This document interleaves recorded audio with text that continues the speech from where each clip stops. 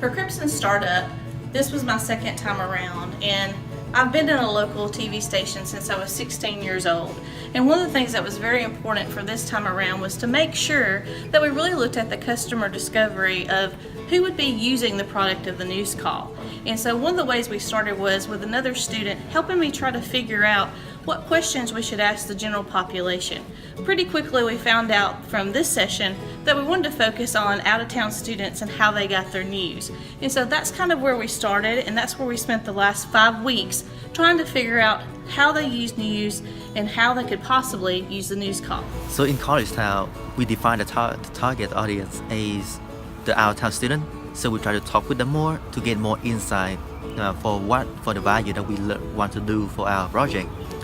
In a way, doing that, that's also my favorite thing to do, because I get to know more people why I'm doing that, and also that's also the most difficult thing, because I need to get out of my comfort zone to talk with them and get more things that I want for my project.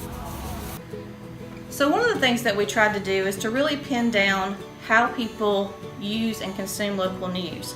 And one of the things that we found out pretty quickly was that they all wanted weather. Weather information was one of the top things that people go to local stations, local websites, and they try to find out what's going to be happening so that they can plan their day, plan their week, and plan their weekend. So one of my favorite things to do was actually just talking to people about how they consume information. Through Crimson Startup, I learned how to define my customer segment as the target audience, and through that, it helped me to gain more insight for the concept that we try to work on right now. So by the end of this project for Crimson Startup, one of the things we've learned is that everyone wants to know what's going on in their hometown.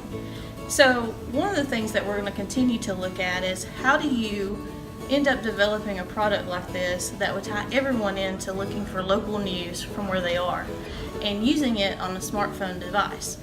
One of the things about the news call that we've learned is that everyone wants news, but they want it when they want it and how they want it customized.